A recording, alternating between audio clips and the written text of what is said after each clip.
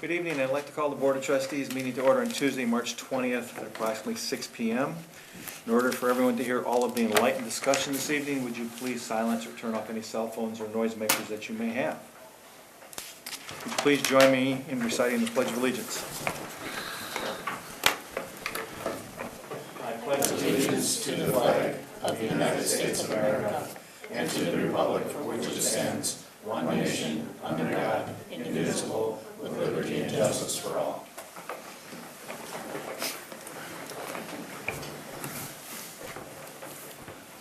Roll call, please. Baker? Here. Bell? Here. Berto? Here. Bianco? Here. Lino? Here. Duffy excused. And Quist as well. Approval of the agenda. So moved. Second. All in favor? Aye. Opposed? Approval of the minutes as published. I'll make a motion, we approve the minutes. I'll of second. the- Any changes, additions, deletions, grammatical errors or remarks? Look good to me. All in favor? Aye. Aye. Comments and correspondence. We'll do correspondence first in your packet. There was an email from Fiona Turksliven, I believe that's correct, concerning the 40-unit hotel proposal. Any other correspondence anybody would like to add that they may have received? Comments. Does anybody in the audience want to make a comment about a non-agenda item? Yes, good evening. My name is Dan Powers. I'm from Sturgeon Bay, and I believe you have a packet that It was passed out, yes. Yes, thank you. Here they ask for your help and support on your leadership, local leadership, on something that I believe probably 80% of your town voters support. Today, 15 other Door County municipalities have already done so because they saw how this issue has increasingly had negative effects on your local control budget and elections. And what I'm referring to is, and this is on the sheet you have in front of you, the issue is that the amount of legalized and now constitutionally protected unlimited money raised and spent by super PACs and other man-made entities outside of the political parties is overwhelming the voices of individual voters and the candidates' voices themselves. The goal of these mega donors is to buy access, influence, and policies, and most people believe that it's working pretty well. Local governments are beginning to, and have been for some time, losing local control over issues, and voters are becoming frustrated by this. So I'm here to respectfully request that you place on next month's agenda a nonpartisan resolution of support, and you have a draft copy within the packet. The resolution simply asks for your support and asks the county and our state representatives and the state legislature to hold a statewide non-binding referendum which would allow Wisconsin voters to simply weigh in, yes or no, on a question that is basically, should Wisconsin become the 20th state to call on Congress for an amendment to the U.S. Constitution that would again allow common sense restrictions on outside political spending. The rest of that sheet gives you some numbers of local municipalities, 15 to date that have signed on, the amount of the vote in favor of this, the 120 Wisconsin communities that have signed on to this either through referendum or resolution, and I will let you take a look at that. In the packet also, I've asked you to pay particular attention to the resolution itself. The whereas clauses simply lay out the argument.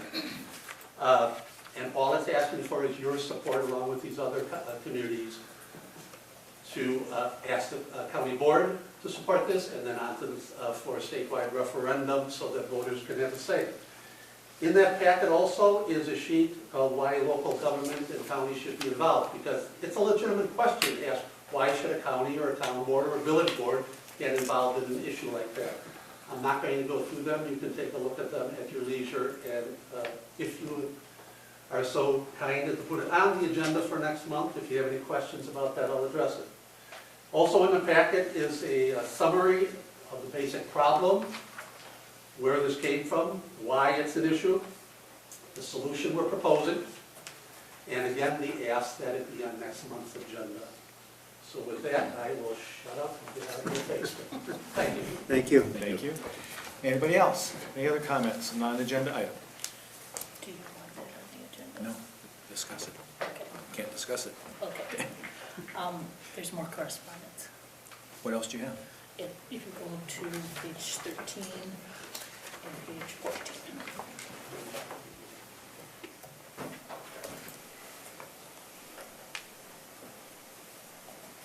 Okay, the additional correspondence in your packet was from Sturgeon Bay High School concerning the community-sponsored alcohol drug-free celebration for seniors as a way to keep the students from drinking parties and off the road.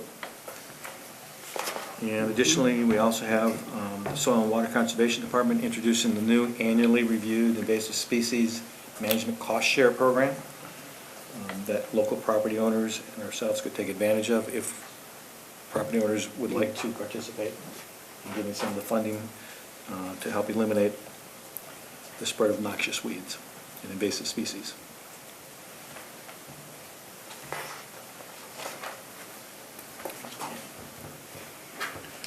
Item number 1, presentation of the National Excellence in Concrete Paving Award by Kevin McMullen of the Wisconsin Concrete Pavement Association to represent the Village of Sister Bay and the Wisconsin Department of Transportation. Good to see everybody again. The project's doing very well. Everybody's still happy with it. You did a great job. Good evening, everybody. As the village president said, I'm Kevin McMullen from the Wisconsin Concrete Pavement Association. I've been the president there for 23 years, so I've seen a lot of paving in the state of Wisconsin. It is an absolute pleasure to be here tonight because I think what we see in your new street is a street that transformed your community and really, really is a great project. We take a lot of time and pleasure in submitting these awards, and our typical policy is whatever project statewide that wins the award in the Wisconsin DOT process, we turn it back around and resubmit it to the national award system. So as you know, in January of 2017, the project won the state paving award through the Wisconsin DOT award program. We turned it around, submitted it in August of 2017 to the national award, which is the American Concrete Pavement Association. We are an affiliated group with the American Concrete Pavement Association. And lo and behold, we got word, and the award was actually made right before the holidays in December in San Diego. Unfortunately, we couldn't get the Wisconsin DOT guys out to San Diego to help celebrate with us, and we couldn't get a representative from the village out to San Diego. But I wanted to give you just a few statistics. And there was 29 awards that were given nationally. 21 different contractors got awards. There's a panel of 36 judges that went through all of these. Now there's 22 local organizations like ours that have the ability to submit projects. 78 projects were submitted for all 78 or 29 awards. And just so happens this particular category of municipal streets and intersections, less than 30,000 square yards, had 6 projects nominated. So it was by far the most competition out there, and we ended up bringing home a gold award. So it is the #1 municipal paving job in the U.S. paved in 2016. Wow. Nice. Great. I think that's a great honor.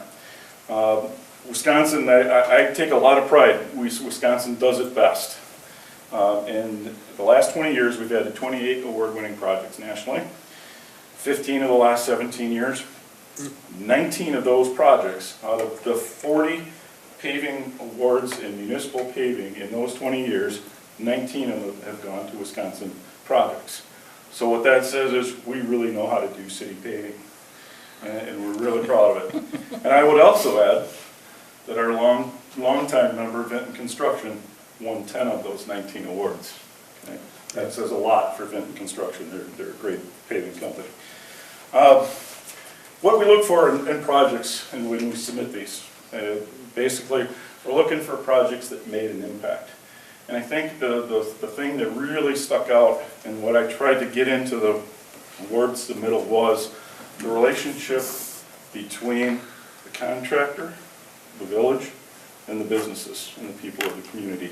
I think this project, you know, from everything that was written, I was only on a job once, but everything that was written about this job was, it was a great relationship throughout. Everybody worked together to make this thing happen and happen well. REI, again, was also part of that, and we asked for comments from them, and Pat Bailey gave us just a whole bunch of really nice comments that I wish he could be here tonight. But it added value to the board. The cost reduction incentives that were made, allowing placement of higher early strength concrete pavement in lieu of temporary asphalt. We always like to see that, more square areas of concrete. You know, as you read through everything that was submitted and written, you know, it just showed that everybody worked continuously to find a better way to get the project done and make it happen. And I think the obvious kicker that got everybody's attention in the national was the 6 months early completion on this thing. I mean, it just made it stand out really well. So, with that, I have 2 plaques to award. Here's President Manel, if you'd like to come up and hold this one. The plaque reads, National Award for Excellence in Concrete Pavement presented to the Village of Sister Bay in recognition of an outstanding design and construction for State Junk Highway 42, Village of Sister Bay, Door County, Wisconsin. Gold winner, municipal streets and intersections less than 30,000 square yards for projects constructed in 2016 from the American Concrete Pavement Association. So with that, congratulations. We have Jeremy Ashauer from Wisconsin DOT here. As I said, they couldn't come to San Diego. The state just does not allow these guys to do this. We're probably thankful for that. So here's the one for Wisconsin DOT that I'm hoping Jeremy will display proudly in the front lobby of the region office. And then like Jim and Maples from Benton and John Stewart from Benton, they're here. I'd like you guys to get up and so we can get a picture of everybody. Yep. If you don't mind, take a picture. That's A fine. few minutes, take a picture. Those guys will take them. All right. I don't want to be in the middle. It's all about you guys. So we're going to slide you down this way and off the wall so we don't have the building in the background there, so. All right.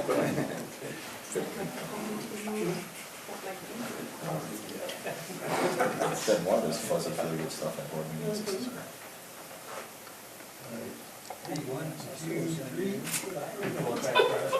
Why didn't they call me? 1, 2. All right. Very good. Again, thank you for the opportunity to come up and do this. Thank you. Thank you. Thank you.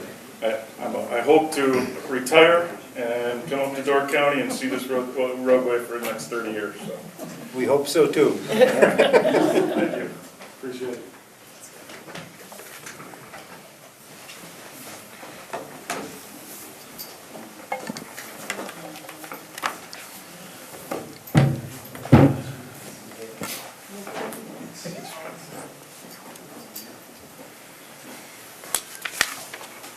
Okay. Thank you very much. Really appreciate it. As I said before, it was a pleasure working with each of you. You did a great job. Residents were happy, businesses were happy, tourists are happy. It all went very, very well. Sticking with awards of the evening, a couple of weeks ago, the Village and JJR Smith Group also received an award of excellence, National Award from the American Society of Landscape Architects. This was for the design and installation of the beach expansion project that went in, simultaneous to everything going on downtown. We were able to pull it off. So Janelle, Zeke and myself went down a couple weeks ago and accepted this in Madison with Smith Group JJR. So Also want to present that to the village, so. Nice. It's nice when good things happen. Every meeting should start with fuzzy feel-good stuff. Thanks again. Have a good evening. Thank you, guys. Thanks. Done. Thank you. Okay, we're going to move to a presentation by Troy Zacharias, the village assessor, regarding the provisions of 2017 Wisconsin Act 68, AB 480, and the impact it will have on his inspections in the Board of Review. Good evening, everybody. Thank you. This is just a summary of what Act 68 is. This was a law change and some amendments to some of the Chapter 70, which are the guidelines for the assessment process and board review. These were passed by the legislators in early to mid-November, passed down to us in December and said they needed to be enacted immediately according to what the legislators had voted on. There's actually one creation of the Chapter 70 and 4 amendments to Chapter 70. It came from, there was a Supreme Court case that came out last fall that from that decision, they did then create these laws, and it was Dover versus Malinsky, I think it is, Malinsky or something in that neighborhood down in town of Dover. What it was is they amended Chapter 70.054M, where me as the assessor have to get permission from property owners to do interior inspections, whether it is from maintenance, remodeling, new construction, sales surveys, anything that we want to go in and view the home, we have to actually send a letter out ahead of time asking for permission to do that. If they deny us access, then we have to send out a certified letter explaining that this is the information we do need, or that what we're looking for to, so we can accurately do an assessment. With them denying access, previous to this, they were not allowed to show up to board review and contest their assessment. With this law change, now they actually can. So for any reason, they don't have to let me in, we just have to keep track of it. And it's a per incidence thing. It isn't somebody says, well, geez, you can come to my house, and then we can always do that. If they take a permit out, or there's a reason that I need to visit, I have to then continue to ask. So we have to try to keep track of a database to try to keep track of who says yes and no, because obviously typically people, when they say no, they don't want us to ever come. So we will then probably just circumvent and send out a certified letter via that. So with that, like I said, they can come to board review, just that they're going to have to produce a lot more documentation. I have created a list of things that I'm expecting the property owner to return to me so I can put an assessment on it. I actually had it approved by the Department of Revenue, you know, in giving their blessings to say, okay, yeah, this is a legitimate thing. You know, I'm looking for appraisals, what they did, sketches, digital photographs of what actually was done on the interior, so I can actually tell what has happened. If there's no response, I still have to place an assessment on it based on best information available, which would be talking with the building inspector. If the contractor is willing to talk to me, I'll talk with them and look at the building permit and use that as the best evidence available. And then again, they can still come to board review. Then there also is, in the letter that we have to send out originally, it's Chapter 70.054N. It just gives the property owners rights, and that has to be in the letter that we send out at first. Then they amended Chapter 70.47.7AA, where actually, this is where it gets a little complicated, because if somebody refuses me to do an exterior view of the property, whether they're putting a deck on, a garage up, for any reason, just for me to show up, take some updated pictures. If they deny that, then they cannot show up to board review and contest their assessment. So interior, they can deny, but Yes. exterior, they can't, Correct. and still do the board review? Yes. Now, I do have a question out to the Department of Revenue is, okay, well, if I need to do both and they deny me, so now how do we handle that? Because, you know, if I look for an exterior and an interior because they've done several things, I haven't gotten a response yet. Because I'm sure that I'm not sure quite how to handle it. Because, you know, somebody could put a garage up but then do a kitchen remodel. And so if they're denying both, I'm not quite sure how to handle that. So we're trying to figure that out before board review comes around. One of the law changes, it was a good thing where they actually extended the board review time. It used to be second Monday of May for 30 days thereafter. They actually moved it to fourth Monday of April to 45 days. And what that does for us and like Janelle is, it gives us time to get the board review completed, so then we can get our reports in and be able to get method construction at an accurate amount, because if you postpone it beyond that 45 days, then we have to do estimates, and then it won't be quite as accurate. So that way for your reporting and for budgeting coming shortly thereafter, then it's an accurate number. The other thing is they do give us, and the law's been on the books for quite some time. I've never heard of anybody using it, but if it comes down to it and property owners really want to refuse entry and there's some situations where we think it's important, they actually have a special inspection warrant that's out there. So we could go to a judge, go through the attorney, then go to the judge and actually get a warrant to view somebody's house. Like I said, nobody used it. I'm not going to be the first one, because it's just not, you know, to have to do that and then walk through with an officer just isn't something that I want to do. So, but it is out there. I'm sure at some point somebody will use it. The real impact for the village is going to be when we do revaluations or updates, because at that point is when we'll end up sending out a lot more registered letters, because typically we send out a letter asking for permission to make an appointment to view properties, just for scheduling and convenience of the property owner. If we don't get a response, typically then we go knocking on doors. But at that point, we still will have to follow up with a certified letter, and that's where I think right now postage is about $7 just to do one certified letter. So if you're going to do 200 or 300 or more, it gets very expensive. And I looked at it, it takes 10-15 minutes for us to write the little slips out. So we're going to probably add another $2 or $3 to that. So you're looking at around $10 to send out a certified letter. During maintenance, we'll get a few, but it's not anything that's going to really overly affect. It's just down the road, 4, 5, 6, 7 years, whenever we update or revaluation. So I don't know if anybody has questions. I'll answer them now, or yes, ma'am. What is the purpose? Who thought that this was all a good idea? The legislators in Madison.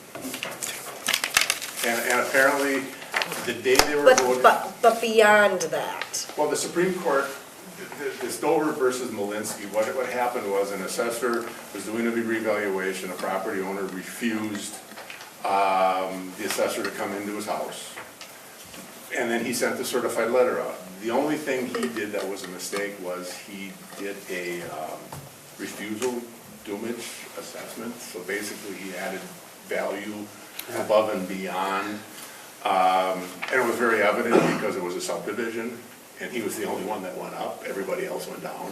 So the court saw that, and it's like, yeah, you penalized this property owner because you said no. We're not supposed to do that, we're supposed to try to treat everybody equal. We try to do that, and in a subdivision it's pretty easy, just like a condominium, they're all very similar, so they should be very similar. So when it went to the Supreme Court, they then said that's unconstitutional, which again, it's not right that he did it. He admitted to it. He told the property owner right out he did it. So that's where the courts ruled, and then the legislators thought this would be a good thing, which it's just. Good God, don't they have other things to do down there in Madison? Yeah, and like I said, we got blindsided with it. We found out that I was. Because this is going to cost everyone Yes, absolutely. money. Absolutely.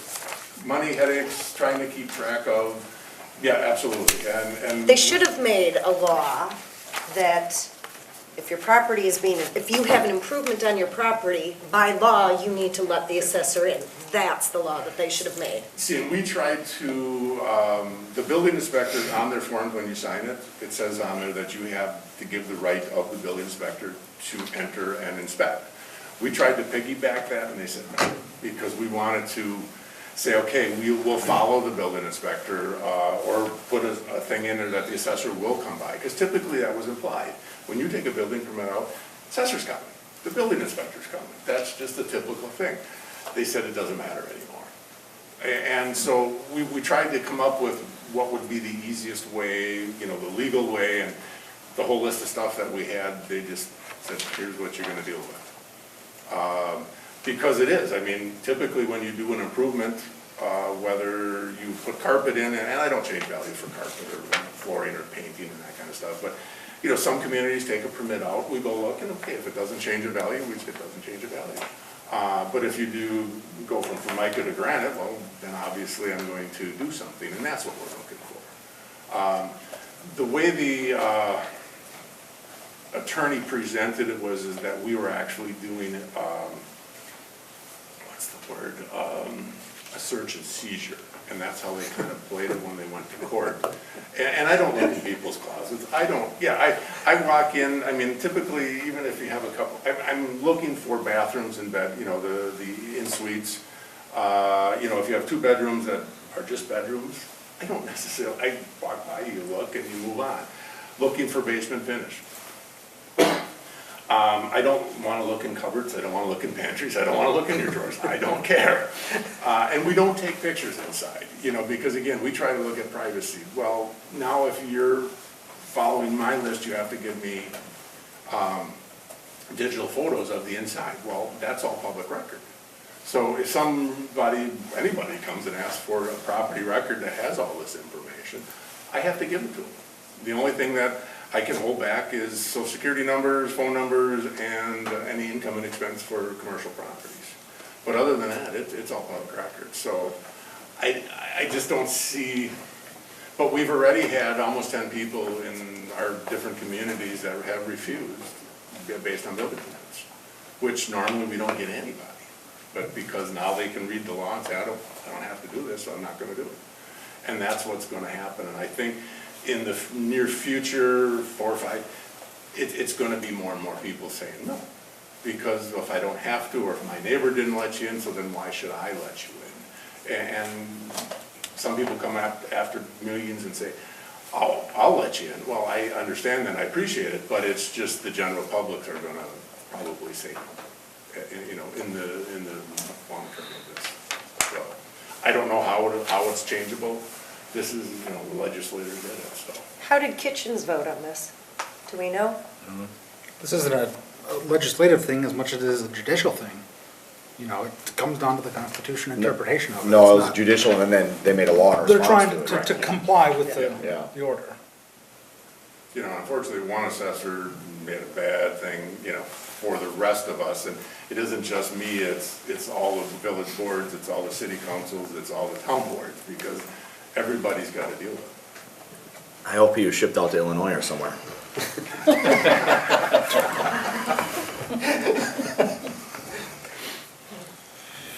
Any questions? No. So if you do think of some later, you know, get them to Janelle and she can email them, or give me, or you guys can call me, it doesn't matter. Anyway, you know, just, actually my email's on top of the page, so you're welcome to give me an email or shout, and I'll be happy to answer any questions. Okay. Okay, great. Thanks, Joe. Thank Thanks, you. Troy. Have a good evening. Thank you. Thank you. It's interesting, this was one act after 67. They're all bad. All those 60s. And 10s. Yep. Denise, we should just send you to Madison. I've been toying. Okay, we're gonna skip to item number 5. Discussion regarding tax increment district financing options within the village. Consider a motion for action if appropriate. Bob? Where should I, what's the next one? Thanks, Troy. Where's best for you? Here would be best, if you're gonna sit in front of the microphone, and not stand.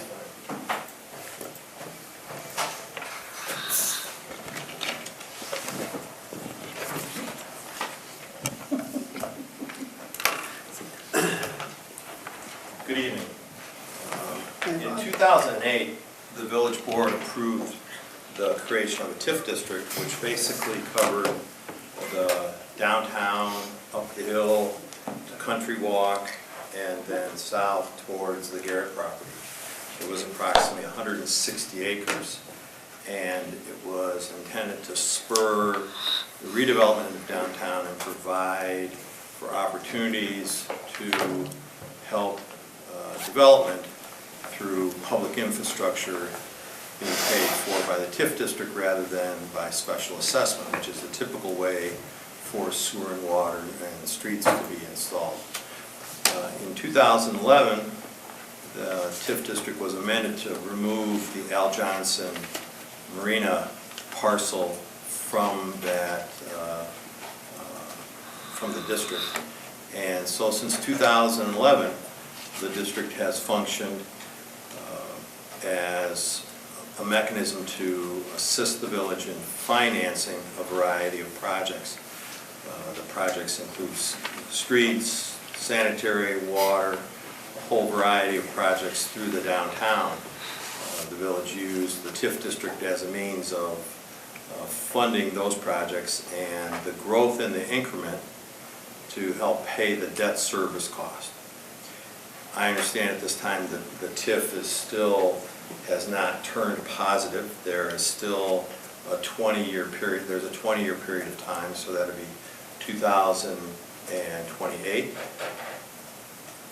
right? Yeah. Yeah, 2028, at which point the TIF district would normally expire, and if it is still, if there's still debt to be paid there, that TIF can get an extension for 3 more years. Can I interrupt just for a moment, Bob? Sure. At the start of this presentation, I want to remind everybody that there may be, there's a number of potential projects that are still not publicly discussable, that you shouldn't be mentioning or talking about any potential developments or development names during the course of this conversation or any discussion or questions that will come up as part of it. Okay, so Bob's going to be talking about the TIF district, potential additional TIF, but any developments that you may be aware of from closed session discussions that may end up in that are off the table for discussion. Okay, just, okay. Okay, so the TIF district is a funding mechanism to help encourage development in areas that otherwise would struggle because of high infrastructure costs. And infrastructure, sewer, stormwater, streets, stormwater, all those can make a project otherwise uneconomical. And so the TIF captures the growth, and those of you who may have heard that terminology but aren't familiar with it, if a property is worth $1 million and a TIF district is created, that property will continue to pay its appropriate share of whatever the tax levy is on that property until the valuation changes. It will always pay on the $1 million that was there. The growth, if that property expands, if the property is torn down and a building twice as big is built on that property, the increment is captured, and the village captures 100% of the tax levy on the growth. So whatever a property in a TIF district pays the same amount of total taxes as if it was on the other side of the street, outside the district. There's no discount, there's no penalty, it's exactly the same. It's just that the growth beyond the base year is captured by the village, and the village gets the portion that would have gone to the technical college, that would have gone to the school district, and will have gone to the county. Now, the value to them is that if the village didn't do those encouraging things by assisting with infrastructure, the housing wouldn't be built, and the kids wouldn't come to the school district, and the jobs wouldn't be there, or the businesses wouldn't open, which would create spin-off income in through the community, or commercial or other types of jobs would never happen, and the land would continue to remain vacant, potentially for a very long time. So the TIF is intended to create an incentive, and that the districts, the other taxing districts, are expected or hoping that the benefit will far out exceed the tax dollars, particularly if you're creating jobs. Jobs have a tremendous multiplier compared to just the value of a building, because those dollars flow through the community for a very long time. Someone buys from you, then they buy from Dave, then they buy, the money just keeps bouncing through the community and has a tremendous multiplier effect. And so a TIF district is a very good way to fund. The project that I was asked to work on, any questions about that? I know you don't want to listen to me talk for a really long time. I know there's about 100 pages of stuff that you saw. But you're going to concentrate on 1 or 2 pages, right? Yeah. I'm going to ask you to turn to page, to boundary map and parcels, the very first map. I'll do the nickel tour. The maps are a really easy way to understand what's happening. Any Do idea? you have any idea what page that is? Page those are? The that maps would- start on 80, Maps start on 77. yeah.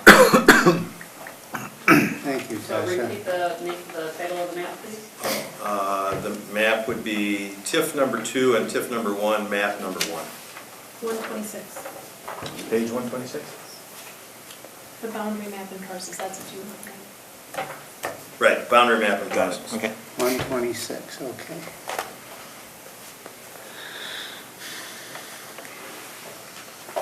Okay. I worked with Tom Haight in County Planning Department to generate these maps, and hopefully they're visible and you can tell what the 2 districts are.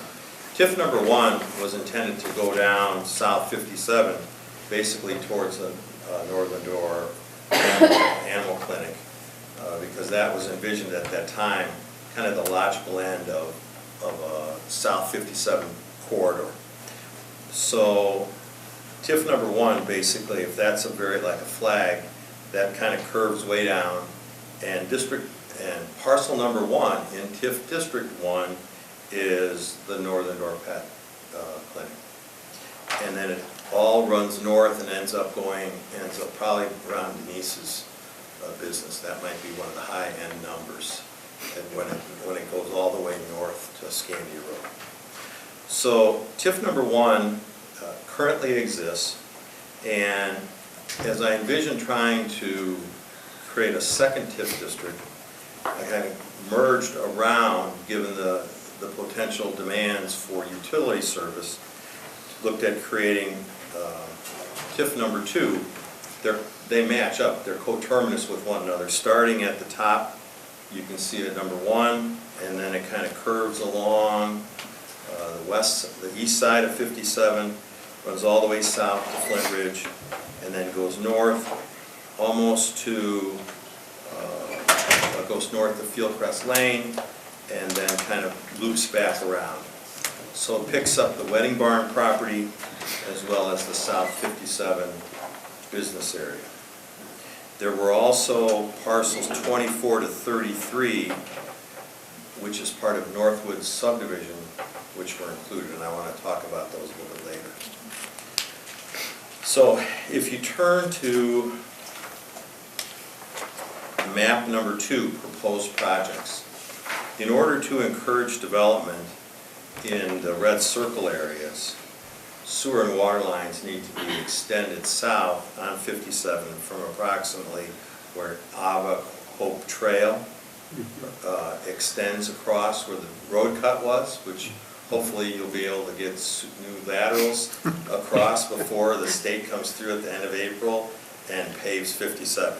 We were talking, Mike and I were talking about that. But you can see a slight blue dash line, which represents a water main going south, and then a sanitary sewer line going south, and then from the far end of where the wedding barn is, where one of those big red circles is, there'll be a lift station down there. And then all the wastewater that comes through this entire basin that goes to that point is run with a force main all the way back up to the same point of beginning where the sanitary pipe crosses under the road. The red circles represent areas with high potential for development, and the calculations that I did show that it's effectively impossible for those projects to occur if the normal special assessment rules are applied. If you turn back to page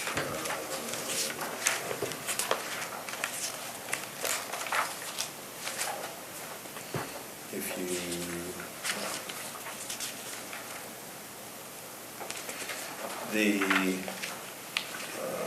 special assessments per front foot are about $412 per front foot, half to each side. And so the cost for a large property, for example, the Hadeen property or the Hull property or patio, are absolutely enormous. They're absolutely enormous. The wedding barn, again, the wedding barn's assessment is $761,000 for that portion of those blue lines abut their property, because you can only assess for properties that can utilize the sewer and water lines. You can't assess if they can't take advantage of it. And so in many cases, these projects become impossible to cash flow with that much special assessment. So the project basically is, again, storm sanitary enforcement. And I understand that you led a contract and Robert E. Lee is diligently working on those designs. They've been providing information to me on this project. If you go to map number 4, which is land use, you can see that there is land that is active commercial, the patio, even though that portion of that property is extremely small. It's a very small piece, but there is vacant commercial, and the wedding barn has been issued a conditional use permit for what I'm calling a boutique hotel. So you have a very large area of potential commercial development that can occur along there.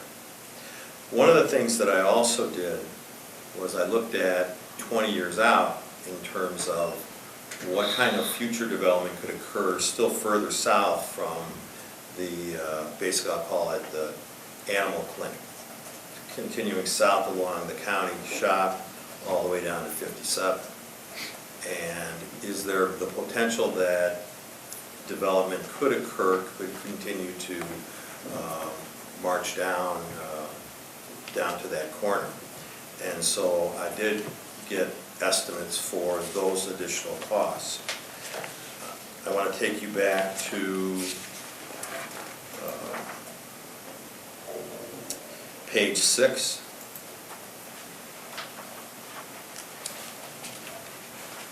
That's page 110 on your Zoom. Page 6 and 7. When I talked with the individuals from the Department of Revenue that are responsible for TIF District, I had to figure out how to make this work without putting a very large amount of additional projects in TIF 1 which is kind of working to become very successful before it ends. And I'll say it like that. How to not put a large project into that and create a second TIF district. This project's estimated cost is approximately $1,600,000. That's the numbers that Robert Lee have provided me. So what the DOR said was that I have to allocate based on area, the area of TIF District 2 versus the area of TIF District 1 that is served by the sewer and water lines. So if you turn back to that first map, those are parcels 1 through 7 on TIF 1 that are going to be served by the sewer and water lines. What happens though is that the TIF district, when TIF 1 was created, it said that public or utility projects will not be assessed. So the village can't assess those properties for the sewer and water lines that cross the front of their property. Similarly, TIF 2 is the same, uses the same language, in part because that's the but for. If you could assess them for it, why do a TIF? Well, if you assessed them for it, nobody would do it because the costs are just so high for businesses that are trying to become successful.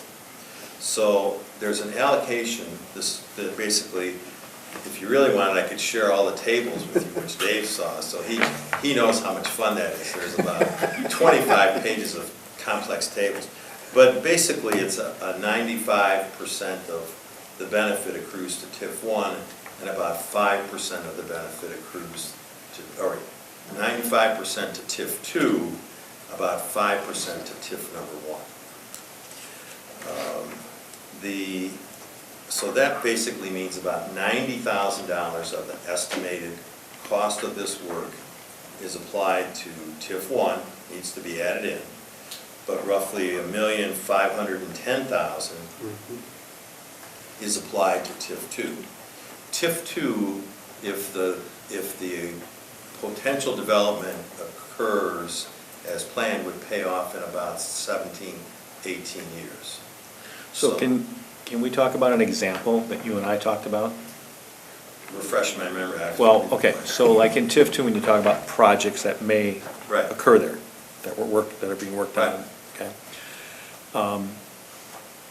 If there was not a TIF 2 in place and somebody built on one of those projects, maybe it was a $3 or $4 million project, to put sewer and water there, if they paid for it directly, might be $750,000 to $800,000. Correct, I've got those numbers, yes. Okay, but by using a TIF, we could do a special assessment where maybe up front they paid $250,000 to $300,000. You wouldn't call it a special assessment, Okay, you'd call but- it a developer contribution. Okay, so the contribution from the project Right. would be $250,000 to $300,000. You can do that. And the balance you would then capture from the increased increment over the next 17 years. Correct. So that the $800,000 would still end up being paid, but it wouldn't be charged to a development up front, so they could complete the development and get it up and going.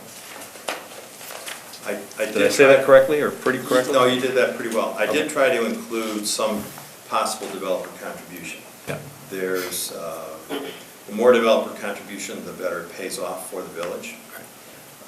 But there's no assurance that the developer contribution will occur. Right, but that's what you would want to negotiate as part of any development agreement that you put in place with the developer. Correct. And if the developer was looking at having to put his or her own system in, and it costs $750,000 to $800,000, why wouldn't they want to do a contribution of $250,000 to $300,000 to get it up and going, understanding that the tax increment would pay for the difference over the balance of the years? Right. And there are certain advantages to having a municipal sewer and water system in terms of maintenance, reliability, pressure. Any area that has potential water flow or water quality issues, and as you may have read, there are some potential contaminants anywhere where prior agricultural activity occurred, particularly orchard. There's a potential for soil contamination. which is what the village experienced on the Sequest parcel. And then you also have the salt contamination from the county shop, which I'm not sure how many of those wells were replaced.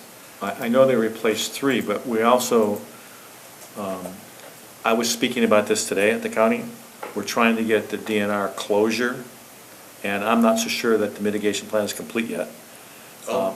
Might not be complete, so we're trying to get that information, find out about the salt side. Okay, so there are some impediments to people going into the water, or going into the drinking water aquifer for water when you have possible contamination. Now, again, that's possible, and I don't want to, Right. the only one I know of is the salt, because the village was involved back in 2009 and 10 with testing and that project. I have no recollection how it resolved itself.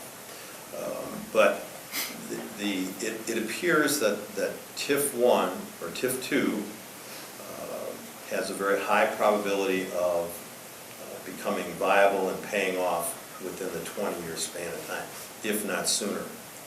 One of the things that I looked at was to try to identify, and on page 11, I'm not sure what page that is for you. 115. 115?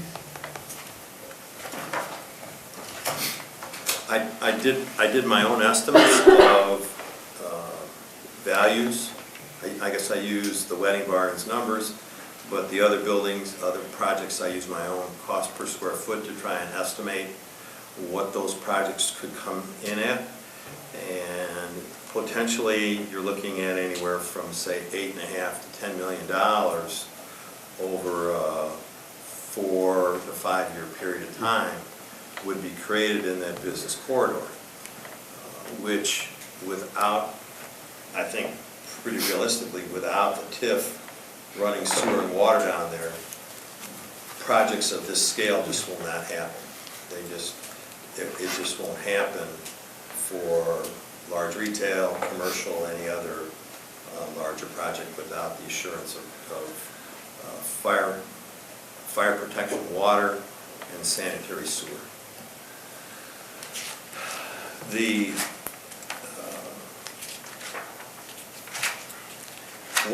What this does for the village, if you look to page 17, It's on 121. 121.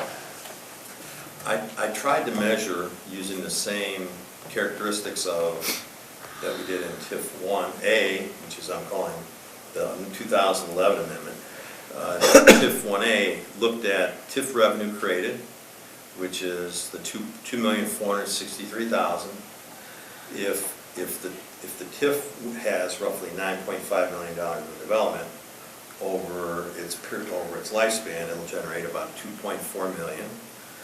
It'll generate about $9.5 million in new development.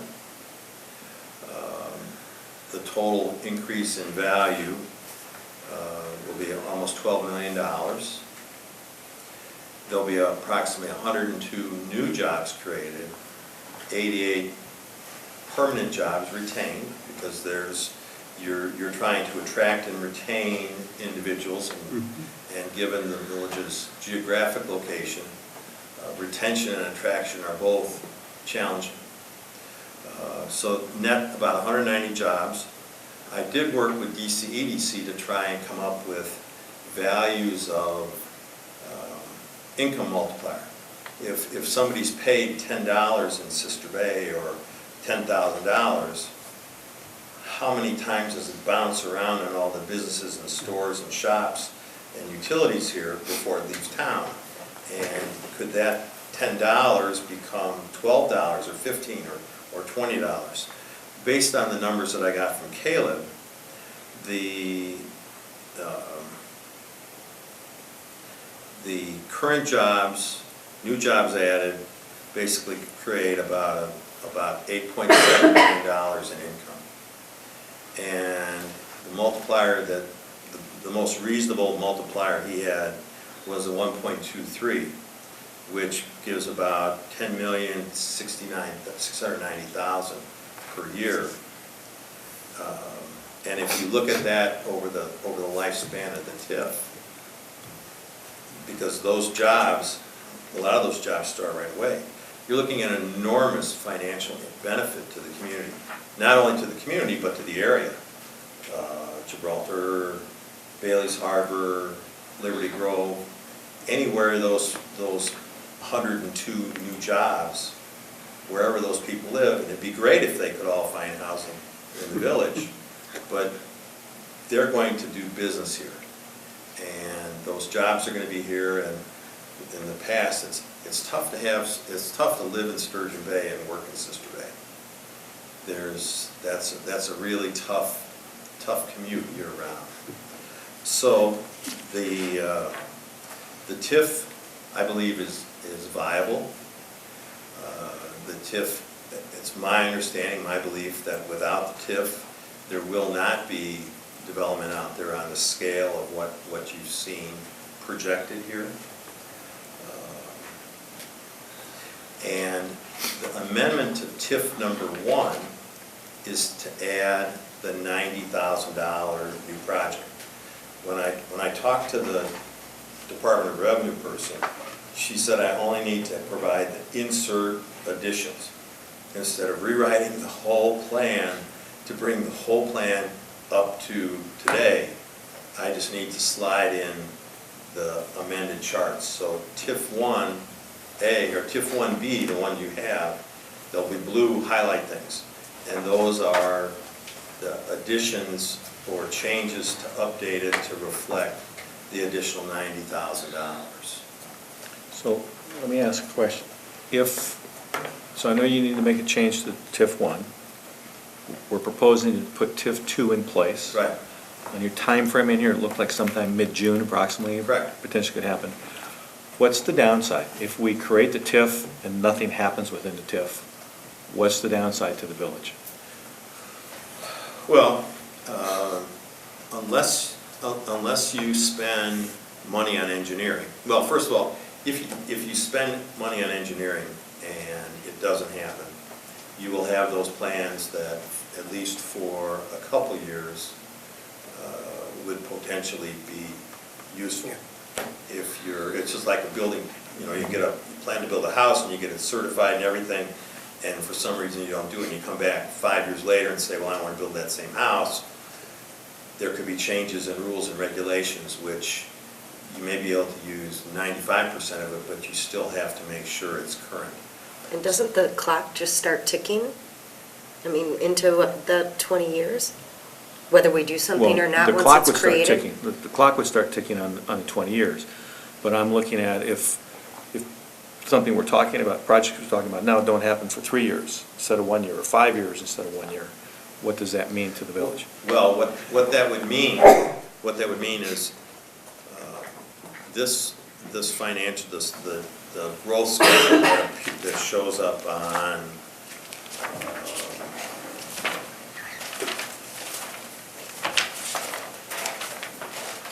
if you turn to page 12. It's 116. 116. Thanks, Heidi. If you look on the far right side of the page, you'll see an option 2. Mm-hmm. There were originally 2 options. One went all the way to the wedding barn, and the other option only went down to the county triangular. It made sense to run all the way to the wedding barn and capture that value, because they still need to do something with sewer and water. So that's why option 2 exists. What happens is, if you saw that schedule of potential projects, there would be roughly $9.25 million worth of development. If the development doesn't happen as quickly, and these numbers start to move down the page, the income doesn't come in as fast. So the TIF may not pay off in 20 years for every year that the development doesn't happen. So I guess what I'm I'll ask it a different way. Unless certain developments take place, we wouldn't put sewer and water in. Correct. So our upfront costs are limited until the actual development's going to take place. Correct. That's correct. So we're not just gonna lay this out there and say, okay, here we are. No, you wouldn't We're gonna build wait it, till, I mean, you wouldn't build it in the absence of a development agreement that outlines, you know, where things are gonna go, so. so we're saying, fine, we're working on things we think are gonna happen this year, but it may not happen until 2020. So we would not have put $1.5 million or $2 million project in place until such time as development agreements are signed and construction's going to start. The dilemma is that the 20-year clock starts Right. from Right, I understand the time that. that the board, Right. or that the planning commission approves a resolution sometime, or joint review board Right. approves a resolution in June. Okay. So I was working on this for it to happen relatively quickly, so that the village would be ready to go if other parties were in a position to proceed. Because the timeline, I mean, I've been working on this for about 3 months now, and a lot of versions and kind of emails with Dave and Tasha to make sure that something isn't being overlooked or that it doesn't match up. So I guess I can recommend, I believe it's viable. I believe that the projects make sense.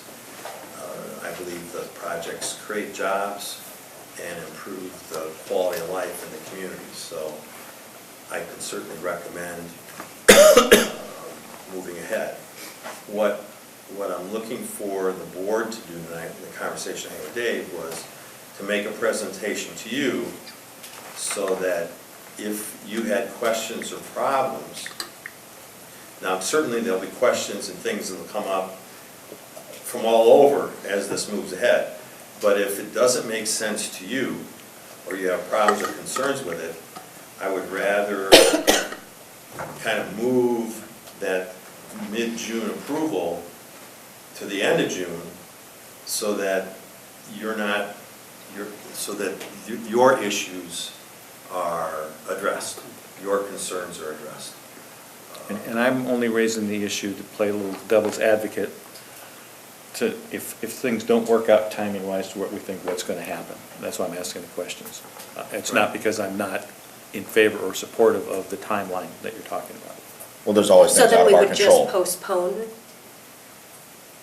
all of this for 6 months or a year before it is adopted by the joint?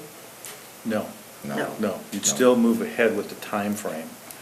But with any construction or development, everybody believes this is when it's going to occur. Sometimes things happen and they slip. And I'm not saying that's happening, but I'm just trying to take into account if things change. And something Right. doesn't happen in 6 months, it happens in a year and a half, we need to be So cognizant. you it's still gonna- want this to Yes, be implemented in June? yes. I see no reason for it not to, based on what we currently know. I'm just trying to say, Okay. Well, everything is not always because the perfect in a first one perfect that we world. did, and it was a great idea, and then unfortunately, that's, I think, that first TIF got off on the wrong foot because, you know, we purchased Helm's property. We and took then out. We purchased Al's property, so boom, 10 million in the hole, and we had to creep our way back up before it started returning. You did good, you did good. You know, so the timing was a little off on that. And the economy went to hell Housing too. market and development, bang, 2008, 2009, Yeah. it really was problematic. One of the answers to a question that you asked, Denise, is there's a deadline, I believe September 30th, that all this, the TIF has to be approved. Okay. So if you decide on Well, this is August 1st, Right, that you want to do it, This is there's a not much enough time to smaller, make it happen. this is a much smaller TIF area. There's not anything out there in the foreseeable future where the village wants to go purchase a parcel to dig a pond so we have more waterfront or anything. It's a Well, good idea. It's We've had crazier ideas. That's not what I heard. I was thinking of a larger sled hill, but no.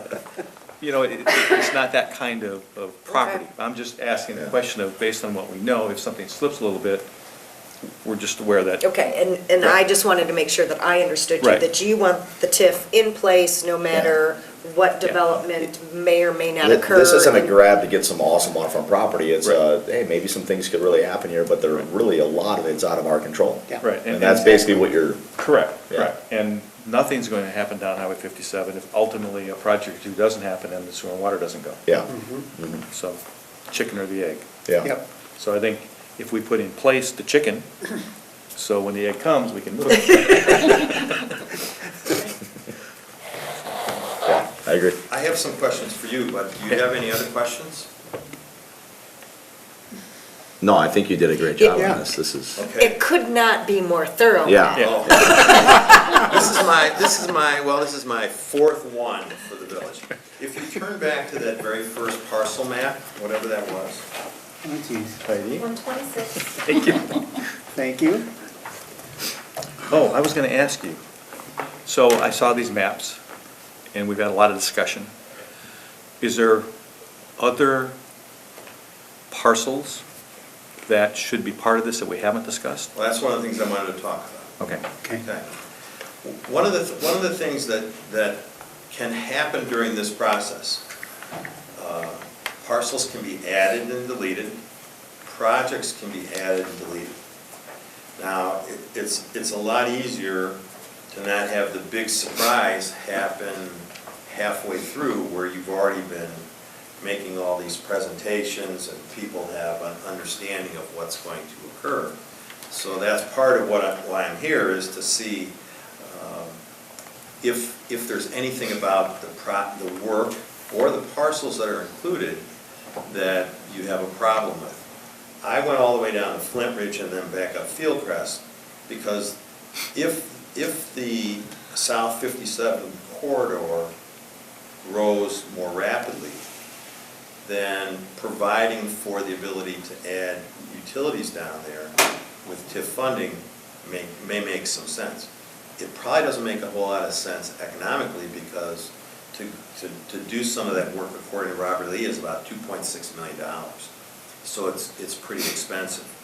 Here's the dilemma, is that the TIF 1 and now TIF 2 are working on the premise that the village will not assess abutting property owners for the sewer and water utilities work that's done.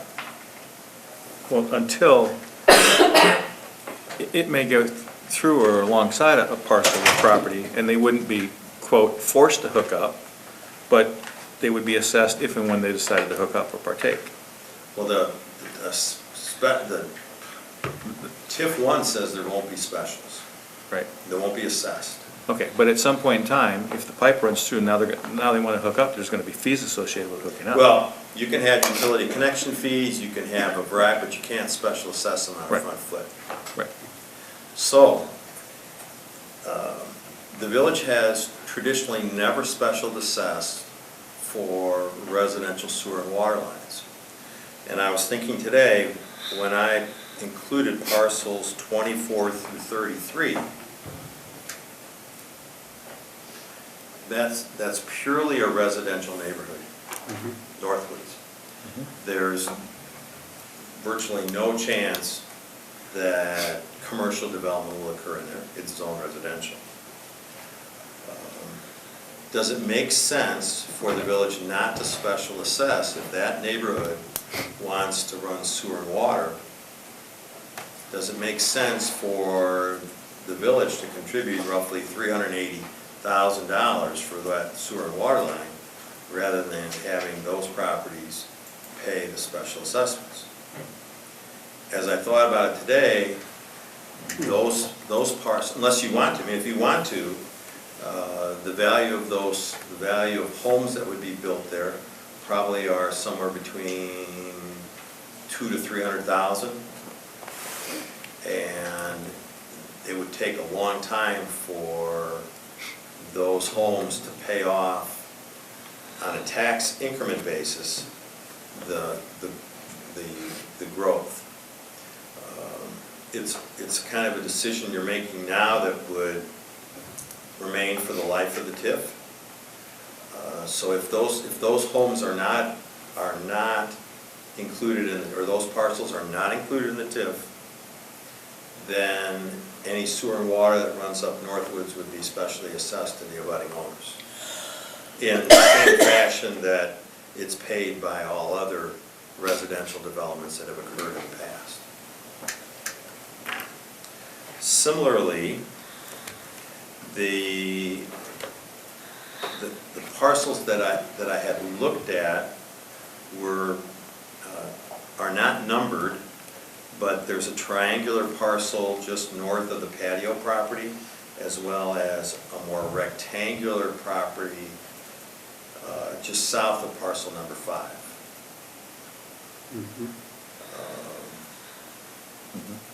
Whether or not you believe that there's some potential for growth to occur on either of those parcels.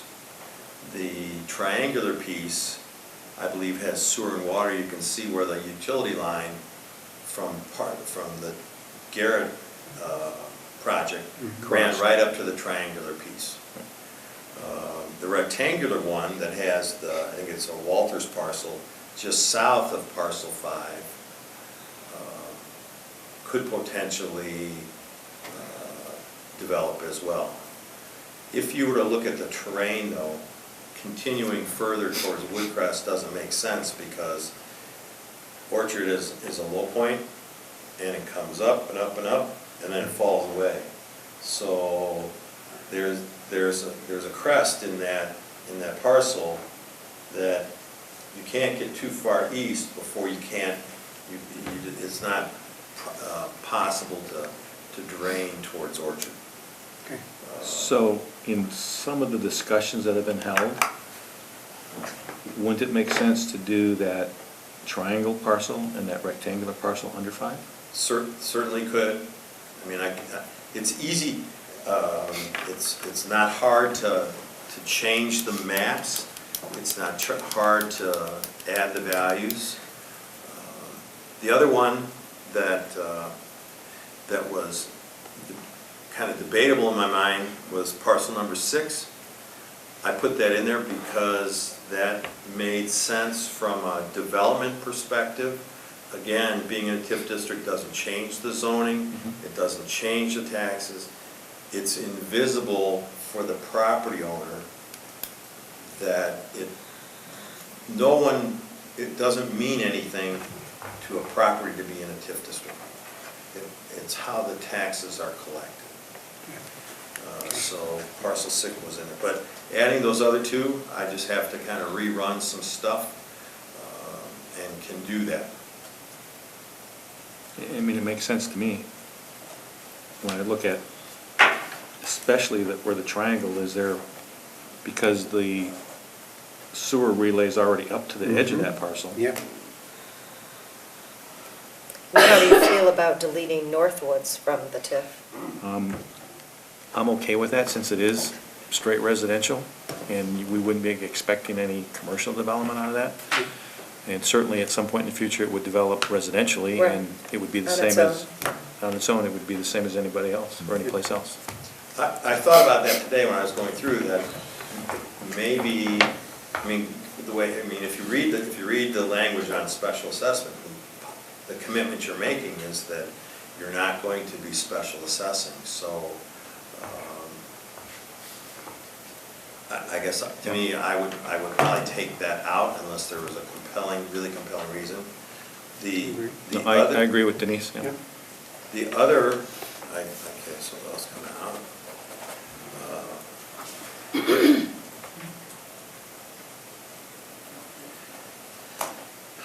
The other lines that I just want to make sure you understand was number 14 is owned by the county, just so you understand what those pieces are. There's always some potential that the county may decide that that's surplus property, It's a very large piece. You can see that they're using probably maybe a third of parcel 14, and potentially the balance of parcel 14 could become in play at some point. I remember So how would you handle that? I would leave it in. Okay. I would leave it in, even though it's tax exempt, because at some point, the county board may say, let's look at selling off some surplus land. Do we have anything that we don't need, or that is not, can't be expected to be needed by a department, particularly when the police and fire now have, or sheriff and fire and paramedic are located here. They're not going to need, to me, they would need to expand at the county shop location. 17 and 20 are residential lots that are not, they both have homes on them. 18, 19, 23, and 22 are part of the wedding barn parcel. If the village can, under the rules of the TIF law, the village can extend public utilities a half mile outside the district. That doesn't mean you don't have to assess them, but that you can do it as part of a TIF project. So as I was going north, parcel number 21, which might be hard to read. See it? Yep. Parcel 21, there was some discussion about development happening. So that was included. And But would that development be off of Ava Hope? Ava Hope Off of or... Ava, right, Mike? And that's Okay. going to be strictly residential. Right, okay, With the current owner. okay. So what do we want to include that? If it's residential? Probably not. Right. And that's what the owner indicated to Janelle and I. Right. Yeah, he said right now he has no desire to develop it. Okay. But But we But need to would be remove it residential. from the we would TIF. remove it because it would be residential. Okay. Yep. Take 21 out. The only thing that I need to confirm, though, is if there's a possibility 10, 15 years from now to do the Fieldcrest extension up to Cherrywood Lane, you can go a half mile. So I don't know what the distance, how far south, a half mile on Cherrywood, Fieldcrest going south on Cherrywood Lane. So are you saying bet you would leave, are you saying you want to leave 21 in so it's within the half mile? Well, I would, Or you the would lift check that. station, the Kupak study basically had the lift station down on the main lift station on the little chunk of land kept from the historical society. Right. It's 100 by 100 square. Yep. And the plan was to lift it up the hill to Fieldcrest, or up Fieldcrest to Cherrywood. And with the TIF law, you can go up to a half mile out. So whatever a half mile is south of Cherrywood. Sure. Nate, I'm surprised you're not typing on What's the the county disadvantage website of to keeping measure. 21 in? Because it butts up to the future proposed wedding barn. There's no reason to say they couldn't buy that property and bring that onto theirs. Is there any disadvantage? Because, Of having 21 in there? yeah, of keeping it in there? Because if the owner of that property, then they get their sewer and water for free. Oh. If it stayed Oh. residential and Yeah, we yeah. decided to develop that off of Ava Hope Yeah, yeah, and split that into lots, Yeah. it'd be non-accessible for sewer and water. I gotcha. But the flip side is, if it needs to be there to stay within that half mile potential Yeah, yeah, that I got, extension. that part I get. Cherrywood. Yeah. And So I'm there's not sure. there's no exceptions to the rule in any wording that you can quantify that something is different? Again, part of the premise, think about it this, part of the premise of the TIF is that without the TIF, it wouldn't happen. And that the special assessments make normal development impossible. So if you say that for part of the property, that's true, but not other parts, it's pretty, you want to be internally consistent. Now, But we're talking residential and commercial at very two different criteria. one of the challenges, though, is all of the, in TIF number 1, parcels 2 and 3 are residential homes. 4 and 6 are owned by the Church of, I think, or 4 and 5 are owned by the Church of Life. And then Matson owns one and Hull owns one. And those are likely to be commercial. I mean, they really make sense for it to be commercial. It's just coincidental that 2 and 3 are residential.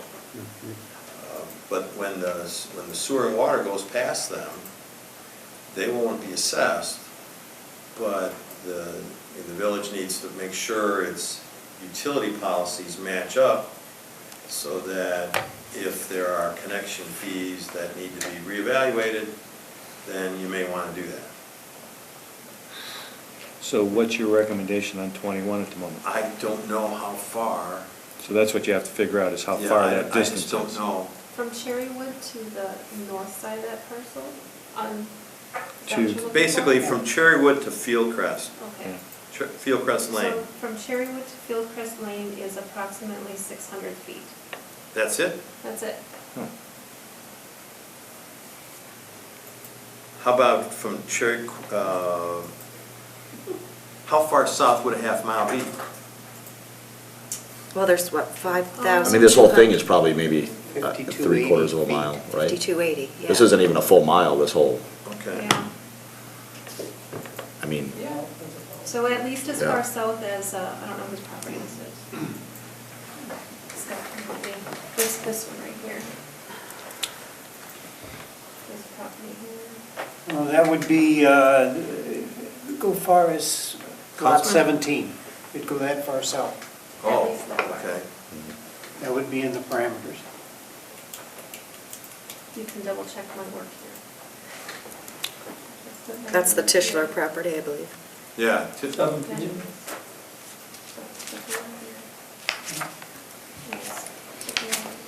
So that's 22 feet. Well, I would drop out 21 certainly, and if I leave the others then. Well, but you want to leave in the wedding barn piece. Yeah, 19 and 18, 19, and 22, 23. yeah, I would guess I'd recommend leaving, going 17, 18, 19, and then 22 and 23, dropping 20 and 21. Okay. Okay. Okay. Okay. Then we'll be adding, one of the advantages is adding the triangular parcel and the Walters parcel north and south of the patio property keeps the relative percentages approximately the same. Yeah. One of the other things that I need to know is on page 2 of the report, there's a series of names. Some I'm not sure. Page 106. Who is the village clerk treasurer now? Does that We don't have position one. exist? It's just a deputy clerk, Who is that? me. Okay. I'll have you then as deputy.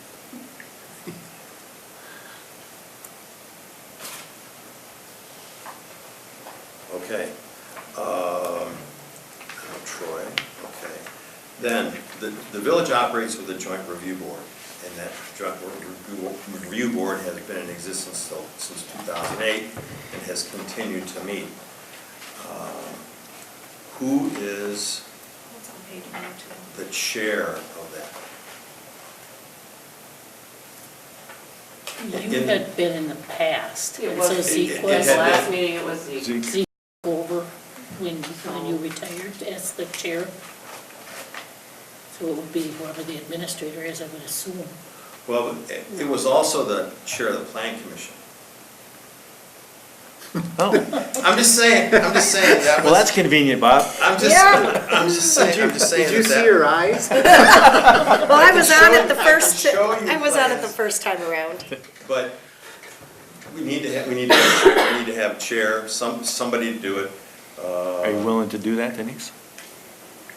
It meets how We often, meet once a year? once a Well, year. that was the other thing I did want to share with you, a schedule that I worked out.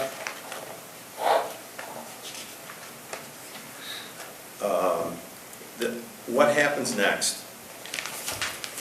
Can there be co-chairs? What? Maybe you and I could share, Dave, if one of us can't make something, just because of the timeliness Okay, of it all?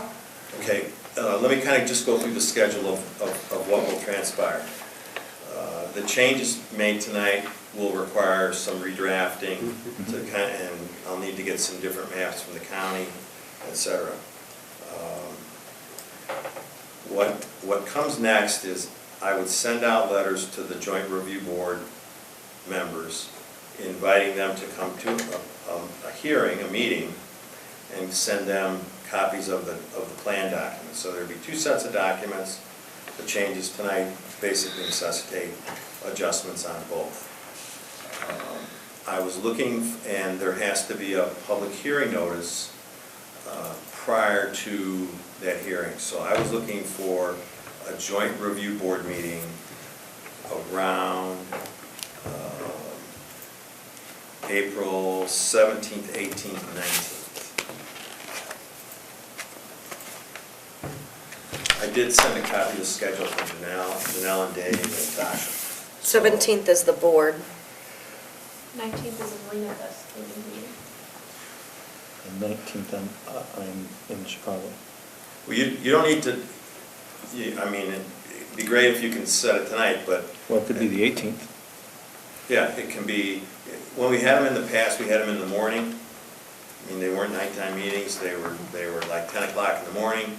Somebody comes from Green Bay, from Sturgeon Bay, and from Gibraltar. So, because of the timing, somewhere that week, it's probably like an hour and a half meeting at the most. Wednesday, the 18th is okay. Okay. Okay. Wednesday, the 18th would work, Bob. Okay. At what time? You want to do it during the day? Yeah. Okay, let's do it at 10. I won't be there. I can't make it.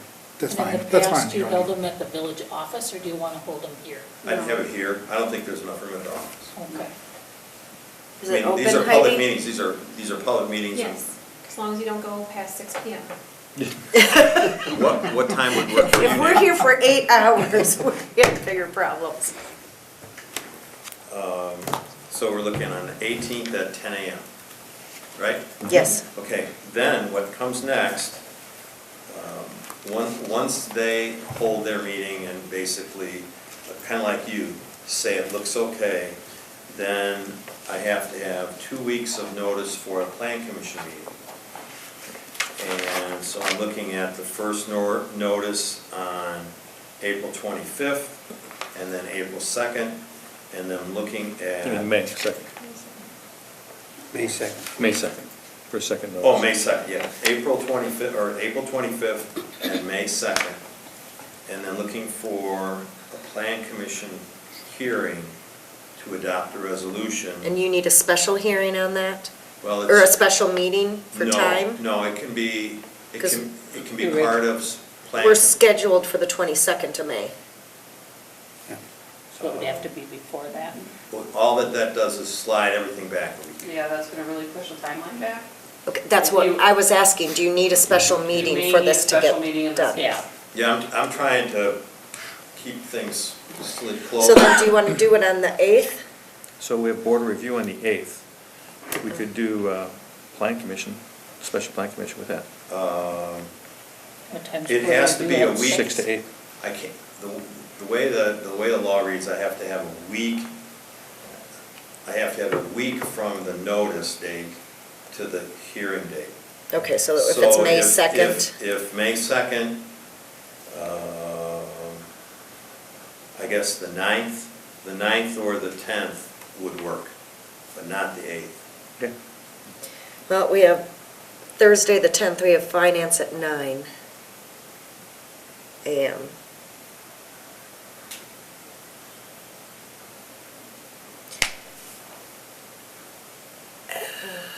Nate, are you going to be mad if I ask for a morning meeting? Like for that one agenda item? Is that the plan that morning? Or would that be the That's a special. This would be It the would be a special special plan. special plan? Can we do The it at fire 8? station would not be 8 available a.m.? on the Yeah. 9th in the morning. Pardon? The fire station here is not available in the morning on the 9th, just so you know. 10th. On the 10th, we could kick the quilters out. Let's do that. Now you're getting evil. You gonna be okay with that? Is that a public hearing, did you say, Bob? Yes, it Can we would be get that noticed done? as a regular, a special plan commission meeting. There'd be hearing notices. That should be an evening meeting, a public hearing, shouldn't it? Preferably. Yeah. I think we did them like that in the past. They were done at night. So if somebody wants to come and hear the spiel, they hear that. What would if you do it at 5? Then you're out. 5:30.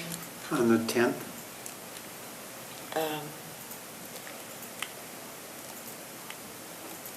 I have no guarantee that I'll actually be here. I could step in if you need it. Okay. I won't make anything on the 10th. Oh, Okay, okay, so what if it was the 9th in the evening? Sure. I was just trying to condense my meeting days so I could Well- maybe have a day off. Okay, so take the day off, I'll run it. So it's On the 9th? Yeah. Yeah, take the whole day off and just come in for the meeting. So it's the 9th at 5:30. And that's the public hearing on the TIF. On the 9th, On the, yeah, on the TIF. yes. No, It's, it's on the 10th? Okay, the 9th, On The 9th, The 9th. that way Nate can make it. At 5:30. Right. 5:30. then at that meeting, the plan commission will hold a hearing. They will review all the testimony, and they'll be asked to approve a resolution. And then, once that's done, then 15 days after that, there has to be a 15-day span. So approximately somewhere around May 28th to June 1st, somewhere in there, depends on when, and I basically got to count, but somewhere in there, 15 days. 15 Well, the business 20 days? 15 calendar days, 15 calendar. Okay, so that brings you to Thursday, the 24th. Yeah, I mean, if we're gonna do something, then let's do it before Memorial Day weekend. Maybe on that Thursday. Yeah, Otherwise, you 24th. push it out a whole nother week. So what did So you we need said done the on that 9th, day, so Bob? 1, 2, 3, 4, 5, 6. Yeah, so the 24th or 25th should be fine. Well, Fridays are out, Yeah, so. so 24th. 24th. And what do we have to do on the 24th? The board has to. Okay. So it's a village Basically, board it's kind of meeting. the same thing as this. Plan. You have a hearing, take testimony, and you approve a resolution. Okay, When well, does the board meeting meet? Because it says at least 15. Oh, it's gotta be at least 15 days, so that's, yeah, because we'd meet on the boards on the Yeah. 15th. And that's all we want on the agenda, yeah, is the just TIF, that. nothing else. So, if you can start counting the day after, 1, 2, 3. Is it possible that we could start that, 11, 12, 13, 14, 15. seeing that it's a special meeting at 5:30 instead of 6? I'm okay with that.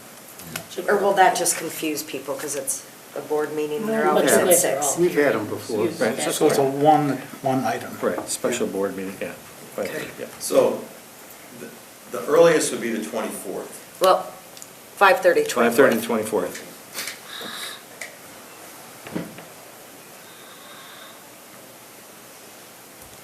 Okay, then, when that one's done, And what will make this more unduly complicated is I'll be running both TIF things at the same time. So there'll be TIF 1B Oh, and TIF 2. So there'll be, That won't confuse anybody in the crowd. Randy will like that. the TIF amendment doesn't have as many, doesn't have the same schedule, but Yeah. I'm doing them on the same because that would just, there'd be Makes it a more lot easier. meetings, Yeah, more a lot meetings. Absolutely. Then, so the joint review board then, so if it's on the 24th, see, I have to be able to get an ad in the paper. So if the hearing occurs on the 24th, I can't get a hearing notice in the paper on the 26th. It's probably not gonna happen. So the earliest would be the 30th.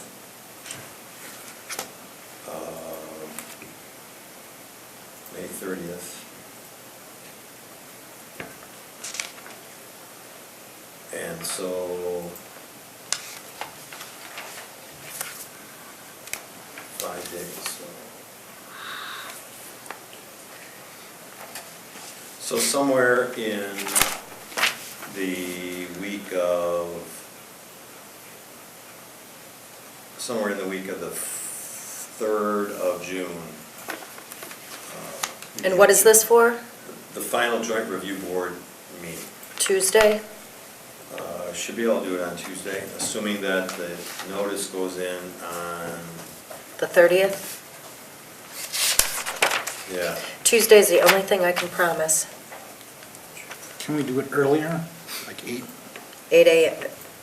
Well, we're asking people to come, It's joint review board, it's not plan commission. Right. I don't know No, if that but makes a difference. I don't know if but that it's makes- Green Bay. I mean, you're asking people Oh, to... that's right, that's right. Leave at 6:30 then. Yeah. You need 3 people here. You need the majority of the joint. Of the what? You need a majority, you don't need all 5 members, you need 3 members. So- I mean, Well, to get Nate here, we can do 8. We can try Yeah, do 8. I feel bad for who's ever coming from Green Bay.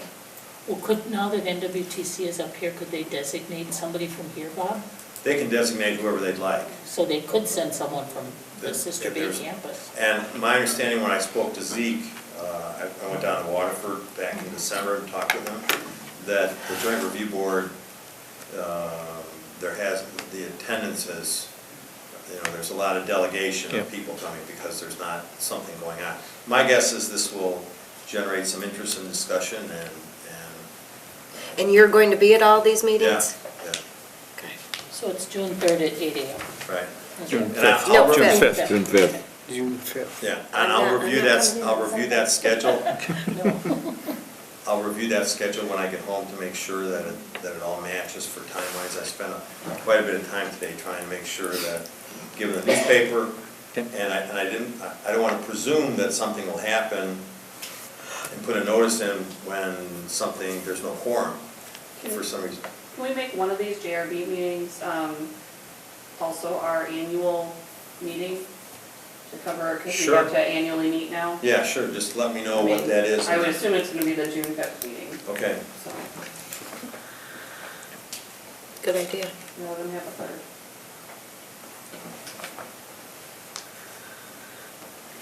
And then, once that last meeting, joint review board approves a resolution, then we have to pull together get all the documents signed, all the legal notices from the newspaper that they published everything, get the village attorney's opinion, hopefully that'll, and all that stuff goes off to the Department of Revenue. Effectively, the date that the joint review board approves that June 5th meeting is when it's done.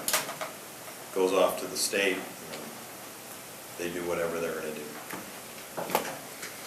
Okay, what else you need from us tonight, Bob?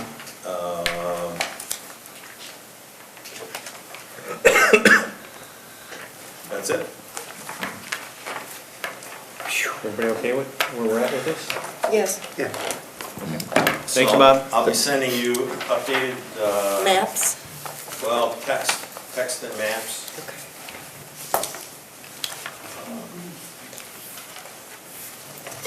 awesome job. Yeah, thanks, Bob. Thank you, Bob. Appreciate all the work. Before we take a 5-minute break, item number 4, discussion regarding the recommendation of the Plan Commission amendment, development agreement between the Village of Sister Bay and Johnson Family Trust with respect to the Stabur Kitchen addition / construction of retractable awning on the property located at 10698 North Bay Shore Drive be approved. Is there a motion for action? I'll make that motion. I'll second it. Discussion? Questions? Questions, anybody? All in favor? Aye. Opposed? Carried. Let's take a 5-minute break. Are we then gonna go, are we still gonna go through everything else, or because Randy's been already sitting here for a half hour, are we going into closed? We're gonna go into closed. Because really, the only thing that's left is Bills. bills and committees.